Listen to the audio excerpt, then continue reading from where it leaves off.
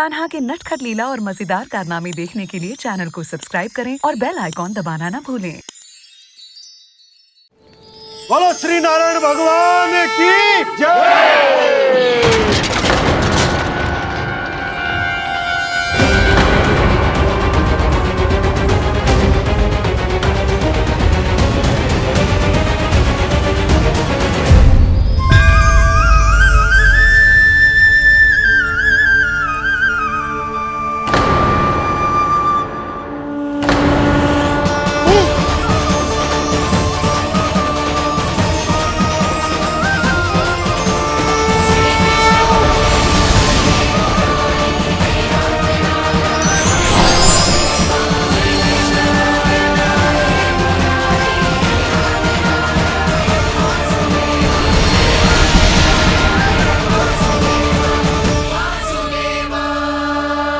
प्रभु,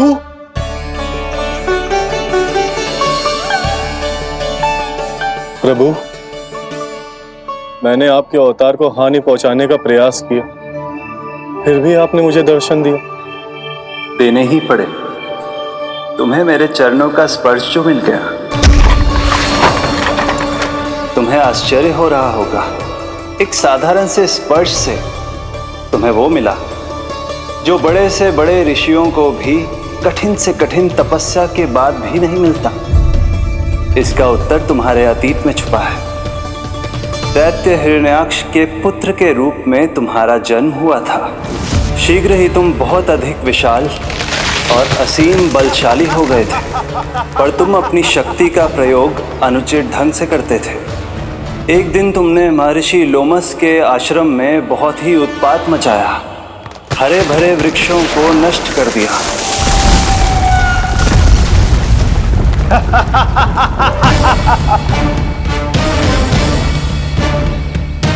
देख क्या रहे हो ऋषिवर?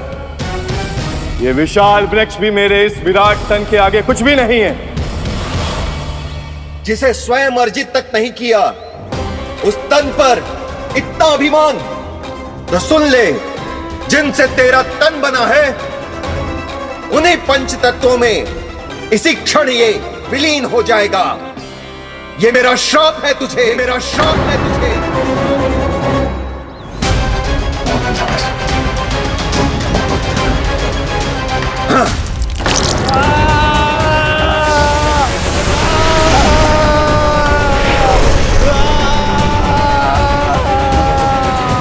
पर तभी तुम्हें अपनी भूल का आभास हुआ और ऋषि लोमस से तुमने क्षमा याचना की। क्षमा करे ऋषिवर, क्षमा करे। मैं मूर्ख, अभिमानी हूँ, अज्ञानी हूँ, परंतु आप तो दया के सागर है।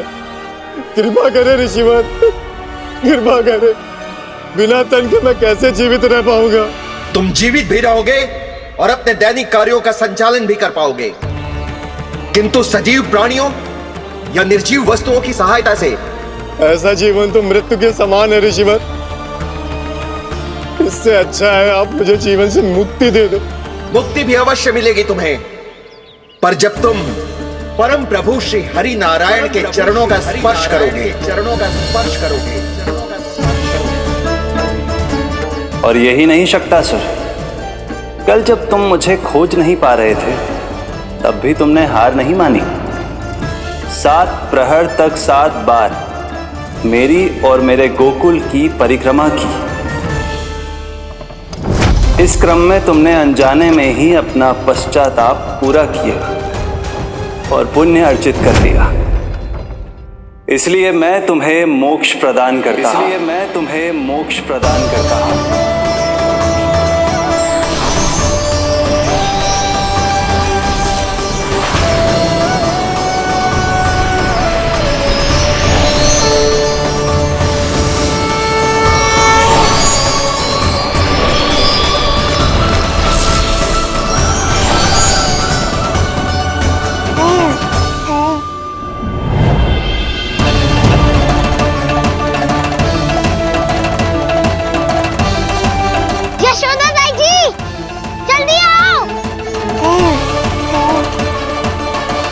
नीलमणि, मेरा लल्ला।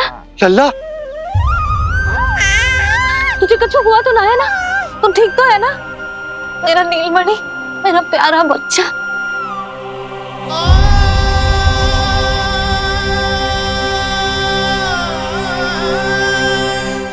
भोला, बंसी, ये सब क्या है?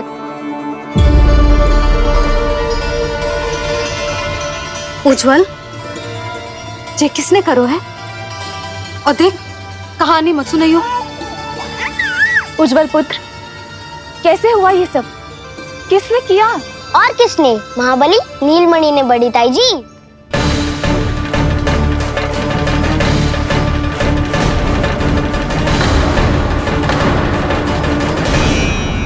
जी क्या बोल रहे हो? सच्ची सच्ची बता। लो, फिर फंस गया उज्जवल। मैं सच्ची कह रहा हूँ। अचानक तीव्र वेग से वायु चली। फिर ऐसे लगो जैसे कोई भूकंप आ रहा है। और फिर जब मैंने देखा तो ये सकट अपने आप हिल रही थी, खड़खड़ खड़खड़ खड़खड़ खड़खड़। फिर मैंने साहस दिखाया और उस सकट को रोकने का प्रयास करो, पर सकट ना रुको। जे हिले ही जा रहा था, खड़खड़ खड़खड़ खड़खड़ खड़खड़ खड़खड़ खड़खड़। और फिर ऐसे ही हिलते हुए अचानक से आगे बढ़कर सीधा नीलमणि के ऊपर चला आए हो। और फिर सकट भी हिल रहा था, खड़खड़ खड़खड़, और सकट का सामान भी हिल रहा था, थरथर थरथर। ऐसा लगो जैसे सकट नीलमणि को कुचलने को।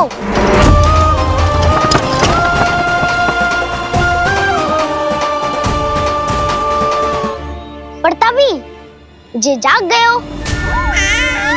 इसने खींचकर अपने पांव का प्रहार करो और जीत गया सकट आकाश पे।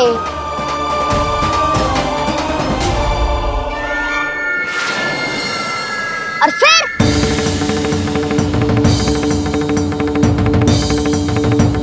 धड़ाम, सब भूमि पे गिरकर चकनाचूर।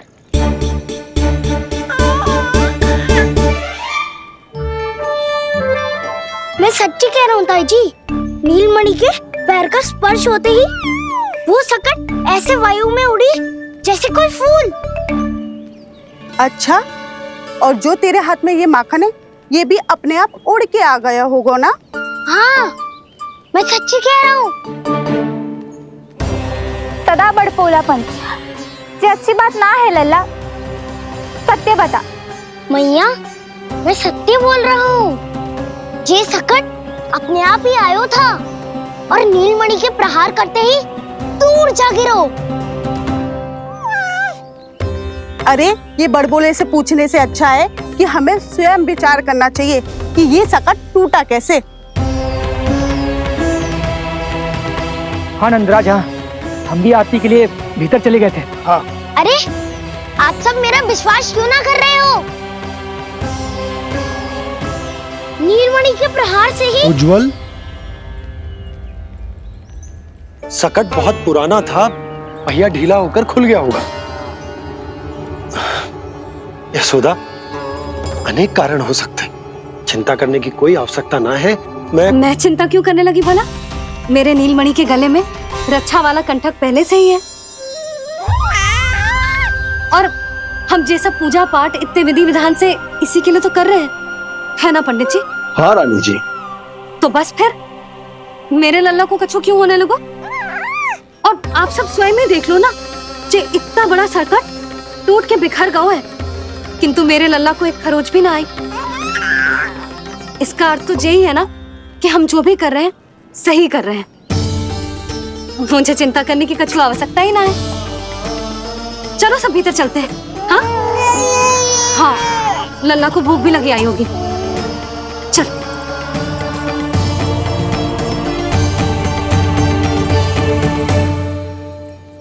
नंदराज जी, अब हमें भी आज्ञा दीजिए। प्रणाम पंडित जी। ध्यान कहां था तुम दोनों का? और अधिक सावधान रहने की आवश्यकता थी ना। क्षमा कीजिए नंदराज।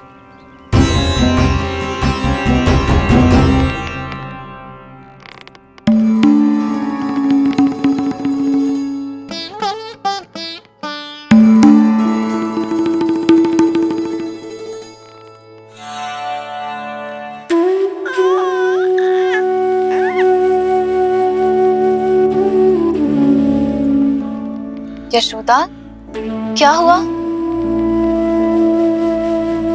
बोलो ना, क्या सोच रही हो? मुझे बहुत चिंता हो रही है जीजी। मेरे लल्ला के साथ कुछ ना कुछ दुर्घटना होती रहती है। अरे, अभी बाहर ही तुम सबको समझा रही थी, अब भीतर आते ही क्या हो गया तुम्हें? बाहर समझाने वाली मैं ना थी जीजी, वो तो गोकुल की रानी जसोदा थी। किंतु भीतर से मैं अपने नीलमणि की मैया हूँ, बस। और एक मैया को कितनी चिंता होती है, इसे आपसे अधिक कौन जान सकता है। बहुत बड़ा धक्का लगा है मैया को इस घटना से। अब तो ये मेरी रक्षा के लिए और भी अधिक चिंतित हो जाएंगी। यंत्र का कंठक, पूजा पाठ, इतने सारे प्रहरी, सुरक्षा के प्रबंध, यदि इतने सबके बाद भी मैं अपने लल्ला की रक्षा न कर पाई तो मुझसे अधिक अभागी कौन हो सकती है। मैं तुम्हारे मन की दशा समझती हूँ यशोदा। इसी चिंता के कारण ही तो मैंने आज तक अपने पुत्र को छुपा कर रखा है। मैं जानती हूँ जीजी, मैं समझती हूँ। मैंने तो नीलमणि के लिए इतने सारे संस्कार भी करो है, पूजा पाठ की है, किंतु मैंने तो आज तक अपने पुत्र का एक भी संस्कार नहीं किया है। आंसू पोंछ लीजिए बड़ी माँ, शीघ्र ही सब कुछ ठीक हो जाएगा। जब मैंने उसे जन्म दिया, उसके बाद से आज तक न उसे घर के बाहर लाई हूँ, न कोई संस्कार किया है। मैं तो उसका नामकरण भी नहीं करवा पाई हूँ यशोदा। उसके जन्म के समय स्वामी ने यह संदेश भिजवाया था कि उस कंस को हमारे पुत्र के बारे में तनिक भी भनक नहीं पड़नी चाहिए। तब से आज तक भय के छाव में जीती आई हूँ कि वो कंस कहीं हमारे पुत्र को भी ना मार दे, जैसे देवकी के सारे संतानों को मार दिया है। ये आशंका कभी सत्य नहीं होगी बड़ी माँ, मैं हूँ ना। माँ अपनी संतान के मन की बात बिना कहे ही समझ जाती है। आप भी समझ जाओ ना मैया।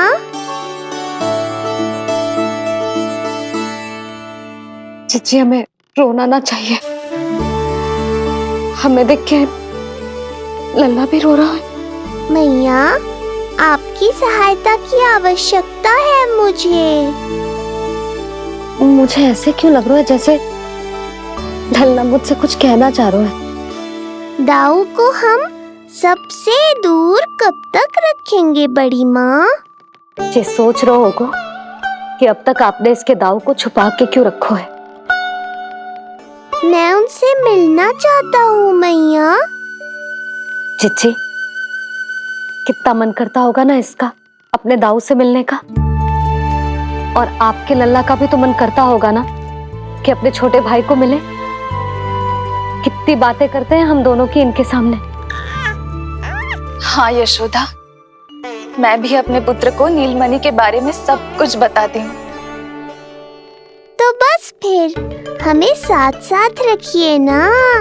मेरा आधा हिस्सा है वो, उनके बिना मैं अधूरा हूँ मैया। ये दोनों भाई एक दूसरे के बिना अधूरे हैं जीजी। हमें इन दोनों को साथ ही रखना चाहिए।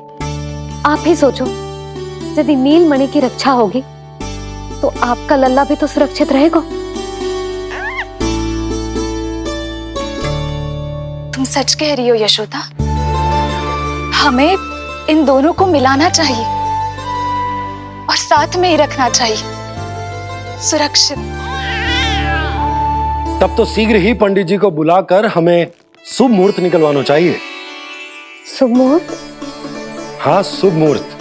दोनों भाइयों के मिलन के साथ साथ उनका नामकरण संस्कार भी करवा देते। अब अपने दाऊ से मिलूंगा मैं।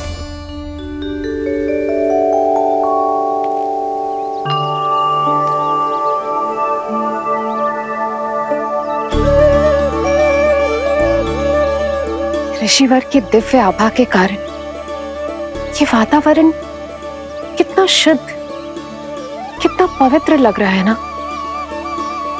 हाँ देवकी, इनका तेज ही ऐसा है कि इनके निकट केवल पवित्रता ही वास कर पाती है।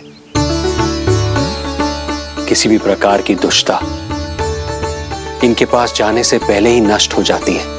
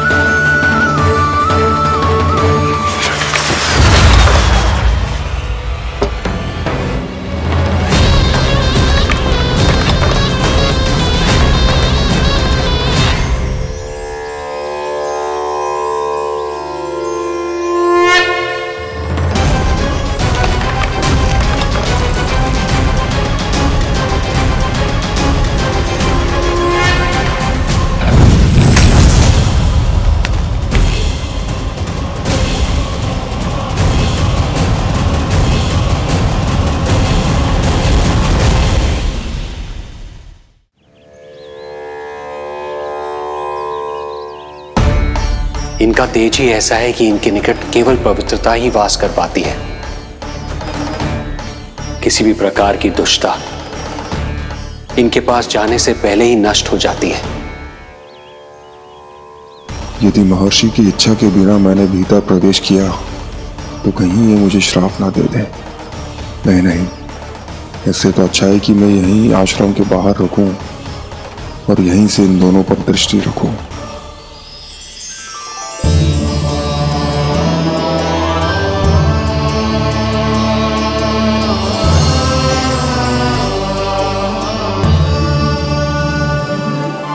आपके आने का आभास हो गया था राजन। गुरुदेव, जो संतानें हमने खो दी है उनका श्राद्ध करवाने की विनती लेकर हम आपके पास आए हैं। आपका आना व्यर्थ नहीं जाएगा राजन, परंतु मुझे आभास हो रहा है श्राद्ध कर्म इस भेंट का एकमात्र कारण नहीं है।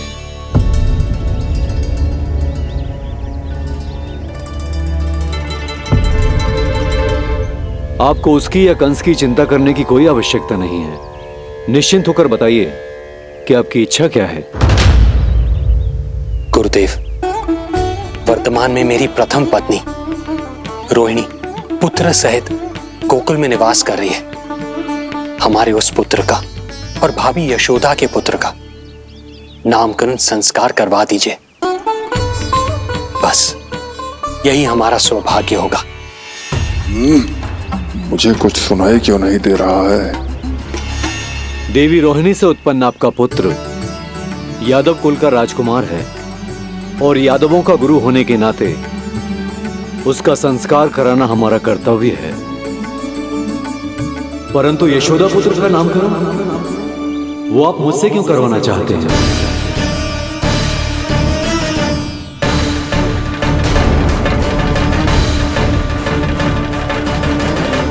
गुरुदेव, सत्य ये है कि रुक क्यों गई रानी देवकी? आपके मन में जो कुछ है कहिए। ये कैसी दुविधा में फंस गया मैं। यदि मैंने गुरुदेव को यशोदा पुत्र का सत्य बताया तो कंस को भी पता चल जाएगा, और यदि नहीं बताया तो कहीं ऐसा ना हो कि ऋषिवर ही बुरा मान जाए। लगता है आप दोनों की दुविधा मेरे अनुमान से भी बहुत बड़ी है। अपनी या अपने पुत्र की कुंडली लाए हैं राजन? जी गुरुदेव, अपनी कुंडली है मेरे पास।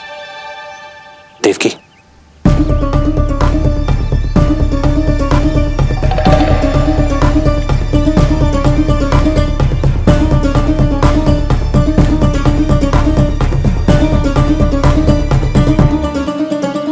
जो रहस्य आप नहीं बता पा रहे हैं राजन, वो ये कुंडली बताएगी।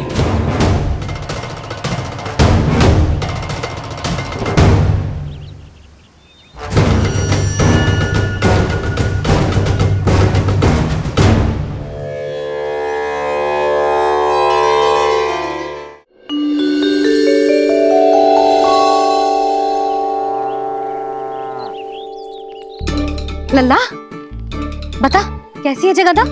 मैया को हो क्या गया है आज? देख, सही सही बताइयो।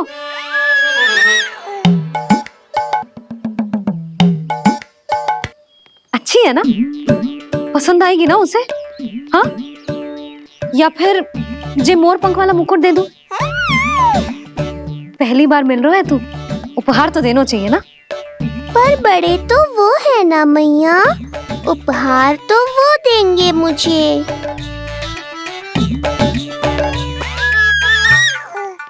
ना ना, मोर पंख वाला मुकुट तो मेरे लल्ला का है ना, जे ना दे सकते। तेरे जैसा कोई कंठा क्या चांदी वाला कड़ा दे दूं? हाँ? इस मिलन के लिए मुझसे अधिक उतावली तो मैया है।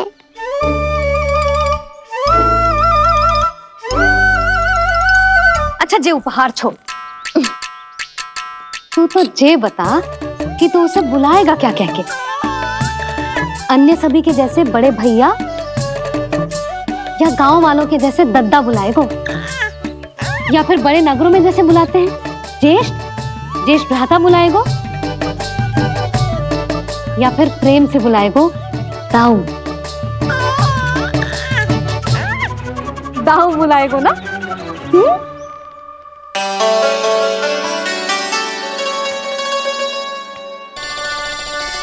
सुनो आपने, हमारे लल्ला ने निर्णय ले लियो, ये अपने भैया को ताऊ कहकर बुलाएगो। अरे वाह, लल्ला ने बोलना भले ही ना सीखो, परंतु तुम्हें बता दियो। और नहीं तो क्या, लल्ला कुछ कहे ना कहे माँ तो समझ जाती है ना लल्ला?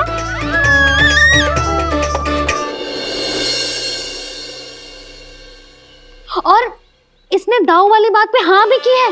हाँ हाँ, तो सदानंद जी ने भी कर दी है। लो, मैं तो भूल ही गई, क्या कही पंडित जी ने?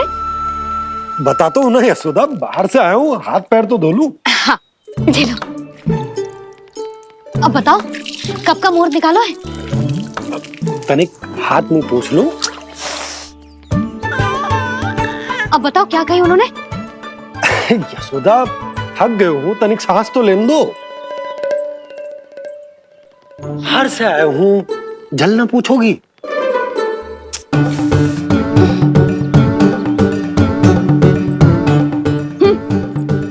अब बता दो जी।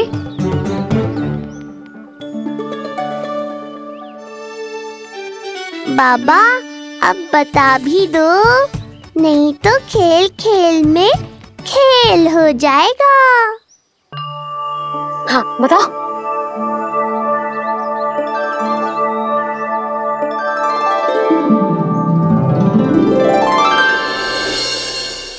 कान्हा के नटखट लीला और मजेदार कारनामे देखने के लिए चैनल को सब्सक्राइब करें और बेल आइकॉन दबाना ना भूलें।